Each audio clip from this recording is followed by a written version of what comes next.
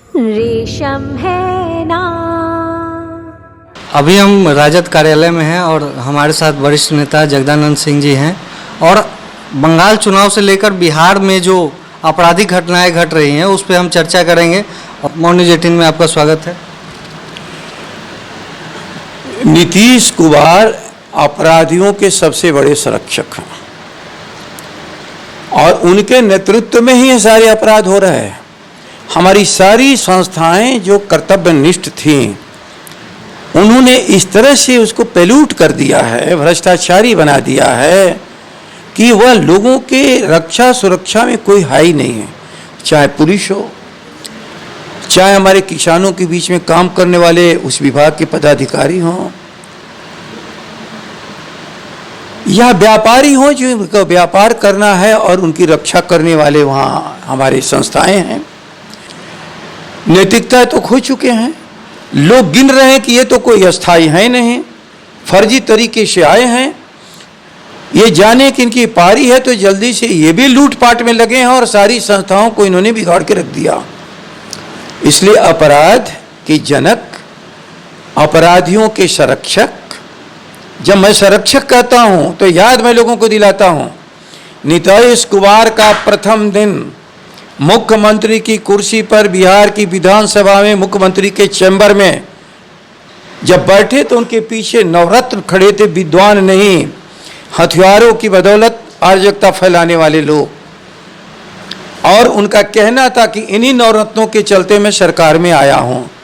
इसलिए याद मैं करा रहा हूं, बेलछी की शुरुआत जब हमारी घटनाएं इस बिहार में एक सीमा, चरम सीमा पर पहुंच गई, हम लोग को भी रोकने में समय लगा, लेकिन 2000 से 2005 के बीच शांतिपूर्वक बिहार को हम लोगों ने 5 के बाद सौंपा था। न उग्रवाद था, न नरसंहार था, न अपराध की ये सीमा थी। इसीलिए जब तेजस्वी जी कहते हैं ये अपराधियों की संख्या देखो नीतीश कुमार, ये देखो कि अपराध की बढ़ती हुई मात्रा क्या है, यदि इस पर नियंत्रण नहीं करोगे तो ये बिहार बेचैन हो जाएगा। आप लोग तब परेशान हो रहे हो जब संख्याएं बढ़ती चली जा रही हैं, लेकिन क्या शराब पी करके जिनकी मौत हो रही हो क्या हमारे बिहारी नहीं है? और क्या उसके हत्यारी ये सरकार नहीं है? गोलियों से जो मारने के लिए मजबूर अपने में एक दूसरे को कर दे रहे हैं, उनके भीतर शांति कायम करने की जिम्मेदारी क्या सरकार की नहीं है? यदि वह जमीन से जुड़ा हुआ विवाद हो, वह किसी तरह की अहम का सवाल हो, इसीलिए ना शांतिपूर्वक सौहार्द कायम करने के लिए हमारी सारी संस्थाएं काम करती हैं। इसलिए एक ही इसका उपाय है, नीतीश कुमार इस बिहार पर कृपा करो, जाने दो बिहार को तेजस्वी के हाथों में, और बिहार की जनता ने जो विश्वास प्रकट किया था उसके अनुसार तेजस्वी ने जो वादा किया उसको काम करने दो। बंगाल में चुनाव और राजद का समर्थन है ममता दीदी को, क्या लगता है कि बंगाल में फिर से ममता दीदी की सरकार आएगी? ममता जी की सरकार वहां बनेगी ही। हम लोग क्यों समर्थन कर रहे हैं ये सवाल यदि किसी के मन में है तो इस मुल्क को बचाना है। ये बंगाल भी इसी मुल्क का हिस्सा है।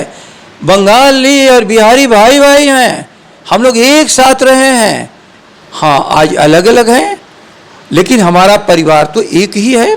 ये पूर्वी क्षेत्र का जो हमारा इलाका है भाईचारे के साथ रहता है।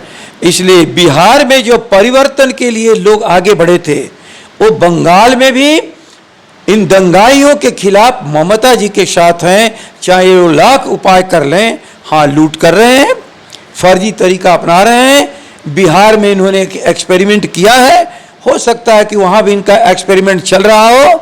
ईवीएम पकड़े जा रहे हैं उनकी तो गाड़ियों में, वो मशीन है, औजार नहीं है।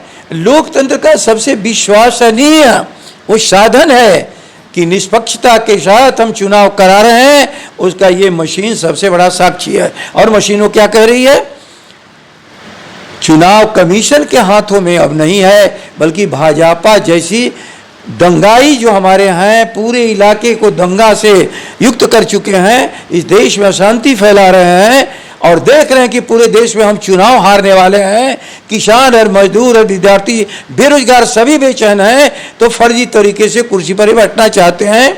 ममता जी जीतेंगी।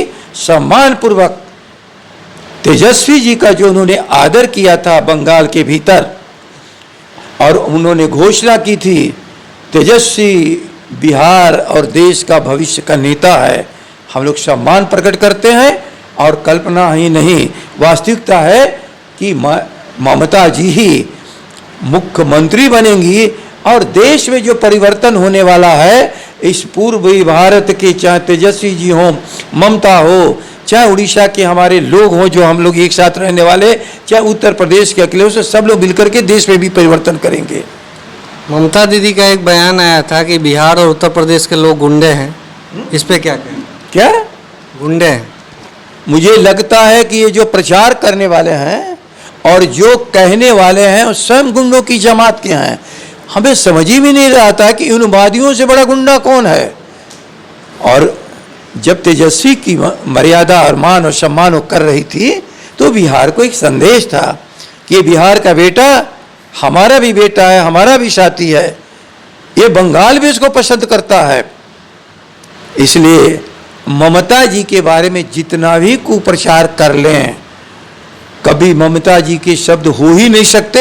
हाँ, इनके मुंह के शब्द हैं, ममता जी का नाम ये लोग ले रहे हैं।